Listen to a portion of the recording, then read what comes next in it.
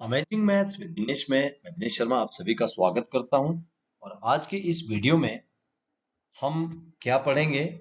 Ninth mathematics. और बात किसके बारे में करेंगे? चैप्टर नंबर 10 यानी कि सर्कल की। और आज हम 10.5 पढ़ने वाले हैं। और दोस्तों आपको बता दूं कि this is the video part number 6। ये हमारी इस वीडियो का छठा पार्ट रहने वाला है। तो आइए देखते हैं क्या खास है इस वीडियो में आप सभी के लिए। हम बात करते हैं सबसे पहले प्रमेय नंबर 10.8। आपकी बुक में भी दिया है प्रमेय 10.8। और वो क्या दी है गई है प्रमेय कि एक चाप द्वारा केंद्र पर अंतरित कोण वृत्त के शेष भाग के किसी बिंदु पर अंतरित कोण का 2 गुना होता है। ठीक है, यानी कि मैं आपको डायग्राम से इसको अच्छे से समझाने का प्रयास करूंगा। हमारे पास एक चाप है जो है बी और सी। यहाँ पर आपको दिखाई दे रही है एक चाप बी सी। इस चाप द्वारा केंद्र पर बनाया गया कोण, ये देखिए केंद्र पर बनाया गया कोण, ये एंगल बी ओ सी। कौन सा एंगल? बी ओ सी। ये केंद्र पर जो बना हुआ कोण होता है वो उसी चाप द्वारा, दी गई चाप द्वारा वृत्त के अन्य भाग में, अन्य भाग कौन सा बचा? ये वाला भाग। ठीक है, इस भाग में कहीं पर भी यदि कोण बना रही हो, जैसे ए कोण बना है 1 और 5 का मिलता जुलता बी ए सी, तो जो केंद्र पे कोण बनता है वह कोण उस दूसरे भाग में बनाए गए कोण का 2 गुना होता है। यही हमने प्रूव करना है। तो आइए देखते हैं किस तरह से हम इसको सॉल्व करने जा रहे हैं। इस प्रश्न में आपके पास क्या दिया है? OC equal to OB। जी हाँ, यहां से देखिएगा OC इक्वल टू OB। ये एक ही वृत्त की दो त्रिज्याएं हैं और दोनों त्रिज्याएं कैसी होती हैं? बराबर। साथ ही आपको एक चीज और बताना चाहूंगा कि एंगल 1 और एंगल 2 बराबर होंगे। जी हाँ, बराबर क्यों होंगे? देखिए, आपने पढ़ा होगा कि किसी समद्विबाहु त्रिभुज की यदि हम बात करें, समद्विबाहु त्रिभुज या कोई भी हो, उसके जो आमने सामने की भुजाएं यदि बराबर हों तो उनके संगत मतलब जो सम्मुख कोण होते हैं वो भी बराबर होते हैं। अब यहाँ पर देखिएगा कि ओ ए क्या है? त्रिज्या। एंड ओ बी क्या है? त्रिज्या। तो जब ये दोनों भुजाएं बराबर हैं तो एंगल 1 और एंगल 2 कैसे होंगे? आपके बराबर होंगे। ठीक है, इसी तरह से यदि हम इस ट्राइंगल की बात करें, यहाँ पर भी O A and equal to O C, तो एंगल 5 और एंगल 6 भी आपस में कैसे होंगे? बराबर होंगे। और क्यों बराबर होंगे? समद्विबाहु त्रिभुज के सम्मुख कोण कैसे होते हैं? बराबर। हम यहाँ से क्या पता लगा कि एंगल 1 किसके बराबर है? 2 के। और एंगल 5 किसके बराबर होगा? 6 के। साथ ही हम यह भी जानते हैं कि त्रिभुज का बाह्य कोण अंतः कोणों के योग के बराबर होता है। किस तरह से? यदि आपके पास एक त्रिभुज मैं यहाँ पे बनाता हूं इस तरह से, ये एक त्रिभुज है, तो उसका जो अंतः कोण, ये अंतः कोण है, ये भी अंतः कोण है, और इसका बाह्य कोण ये वाला होता है, ये वाला है इसका बहिष्कोण बाह्य। तो ये जो कोण है इसके बराबर होता है इन दोनों कोणों के योग के बराबर। तो यहाँ पर यदि आप ध्यान से देखो, एंगल 3, ये एंगल 3 जो बन रहा है ये एंगल 1 और 2 का बाह्य कोण है। तो हम किस तरह से हम लिख सकते हैं?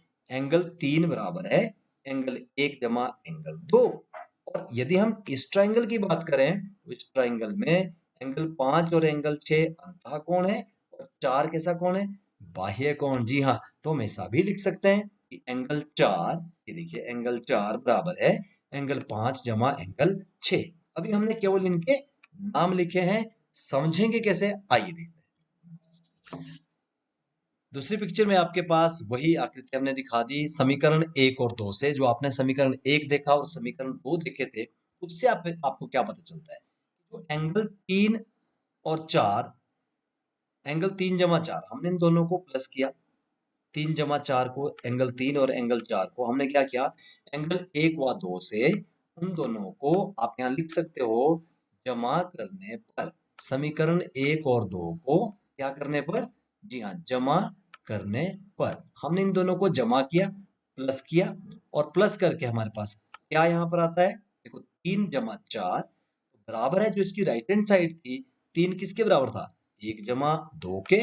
और 4 किसके बराबर था? 5 जमा 6 के। तो हमने इसको इस तरह से लिख दिया, एंगल 3 इसके बराबर था, एंगल 4 इसके बराबर था। अब देखिएगा, बड़े मजे की बात है, क्योंकि एंगल 1 किसके बराबर है? एंगल 2 के। और एंगल 5 किसके बराबर है? एंगल 6 के। वो क्यों भाई? क्योंकि समद्विबाहु त्रिभुज के सम्मुख कोण कैसे होते हैं? बराबर। यहाँ भी ये समद्विबाहु त्रिभुज बना, तो इसके सम्मुख कोण भी कैसे होंगे? बराबर। तो यहाँ से क्लियर हुआ कि एंगल 1 किसके बराबर होगा? आपका एंगल 2 के। और एंगल 5 किसके बराबर होगा? एंगल 6 के। तो अब इससे हमें क्या पता चला कि एंगल 3 और 4 तो हमने वैसे ही लिख लिए, 1 की जगह 1 और 2 की जगह भी मैंने क्या लिखा? 1। और 5 6 की जगह भी क्या लिखा? 5। तो इससे क्या पता चला हमें? एंगल 1 और एंगल 1 कितने एंगल हो गए? 2। और एंगल 5 और एंगल 5 ये भी हो गए 2। अब हमने 2 कॉमन लिया, तो 3 + 4, 2 कॉमन ले लिया, अंदर बचा 1 + 5। ध्यान से देखिएगा, 1 + 5 कौन सा एंगल है? 1 + 5 कौन सा एंगल है? जी हाँ, इस एंगल का नाम है BAC। और 3 + 4 कौन सा एंगल है? 3 + 4 है आपके पास एंगल, जी हाँ, BOC। यही तो हमने निकालना था। अतः हम कह सकते हैं कि एंगल BOC, जो यहाँ डायग्राम में आपने अभी देखा, एंगल BOC कौन सा, मैं लेजर पॉइंट से आपको दिखाता हूँ। Angle BOC is equals to 2, मतलब 2 गुना किसका? BA और C। ये हम सीख चुके हैं कि किस तरह से केंद्र पर बनाया गया कोण उसी चाप द्वारा वृत्त के अन्य भाग पर बनाए गए कोण का 2 गुना होता है। बच्चों, इस प्रमेय को आप बहुत अच्छी तरह से पढ़ लें, क्योंकि ये बहुत काम आने वाली है आपकी 10.5 को सॉल्व करने के लिए। आइए देखते हैं, कुछ और पढ़ते हैं और क्या जानकारी हमें इस चैप्टर के बारे में मिलती है। तो आइए, बिकॉज आगे जाने से पहले आपको बताता हूँ कि you are watching amazing math with Dinesh, और एक ऐसा यूट्यूब चैनल जहाँ पे आपको आनंद आता है मैथ पढ़ने का। तो प्लीज सब्सक्राइब, शेयर, कमेंट जरूर करें। Thank you. देखिए, नेक्स्ट है प्रमेय 10.8, 10.9 सॉरी 10.9। क्या थी? एक ही वृत्तखंड में बने कोण बराबर होते हैं। ठीक है, एक ही वृत्तखंड में बने कोण बराबर होते हैं। कौन सा वृत्तखंड? आइए देखते हैं पहले वृत्त कैसा है। ये आपके पास एक वृत्त है, वृत्त की एक जीवा है AB। आपको मैंने पहले भी बताया था कि जो जीवा होती है वो वृत्त को 2 खंडों में विभाजित करती है। एक लघु वृत्तखंड होता है ये वाला, और एक दीर्घ वृत्तखंड होता है ये वाला।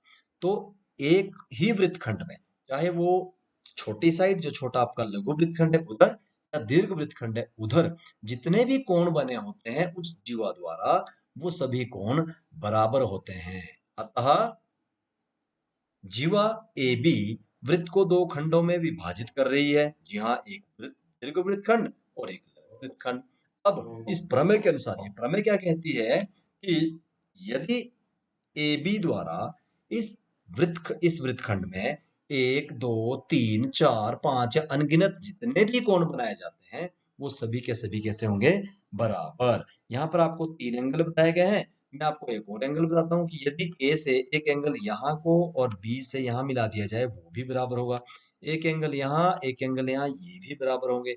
एक एंगल यहाँ, जितने भी वृत्तखंड में कोण बनाए जाते हैं, दीज ऑल आर इक्वल। तो हम कह सकते हैं कि angle C is equals to angle D is equals to angle. यही था हमारा इस प्रमेय का मुख्य उद्देश्य। एक ही वृत्तखंड में बने कोण बराबर होते हैं। आइए चलते हैं, और क्या है हमारे पास। नेक्स्ट 10.11। ये क्या है 10.11 प्रमेय? कि चक्रीय चतुर्भुज के सम्मुख कोणों के प्रत्येक युग्म का योग 180 डिग्री होता है। अब क्या होती है ये चक्रीय चतुर्भुज? कौन सी चक्रीय चतुर्भुज? ये देखते हैं। इस चतुर्भुज, एक वृत्त दिखाई दे रहा है हमें, और उसके अंदर एक चतुर्भुज बनी है ABCD। तो ये चक्रीय कैसे हुई? जी हाँ दोस्तों, आपको बताना चाहूंगा कि किसी वृत्त के अंदर चतुर्भुज बन सकती है। मान लो ये चतुर्भुज बना रखी है आपने, एक चतुर्भुज, ये और ये और ये। ठीक है, लेकिन इस चतुर्भुज को हम चक्रीय चतुर्भुज नहीं कह सकते, क्योंकि चक्रीय चतुर्भुज उस चतुर्भुज को कहते हैं जिसका प्रत्येक कॉर्नर वृत्त के साथ स्पर्श करता हो, इसीलिए उसको हम चक्रीय चतुर्भुज कहेंगे। तो दिस इज नॉट योर चक्रीय चतुर्भुज, ये है आपकी चक्रीय चतुर्भुज। तो वही जो इसने पहले कहा था कि चक्रीय चतुर्भुज, ये हमारे पास एक चक्रीय चतुर्भुज है ABCD। और इसने क्या प्रमेय बताया कि चक्रीय चतुर्भुज के सम्मुख कोण का प्रत्येक युग्म 180 डिग्री, यानी कि एंगल A और एंगल सी, ये सम्मुख कोण है आपके पास जो आमने सामने को दिखाई दे रहे हैं। और डी और बी ये भी सम्मुख कोण है, तो हम कह सकते हैं कि ए प्लस सी, कौन कौन सा, ए प्लस सी कितने डिग्री का होगा आपके पास, 180। इसी तरह से बी प्लस डी भी कितना होगा, 180। तो इस प्रमेय के अनुसार हम ये सीखते हैं कि एंगल ए जमा सी, ये आप ध्यान रखेंगे, हमेशा आपको काम आएगा क्वेश्चन को सॉल्व करने के लिए। ए प्लस सी 180 हो जाएगा, मतलब इस एंगल और इस एंगल, ये सम्मुख कोण है, इनका यदि हम योग करें तो 180 होगा।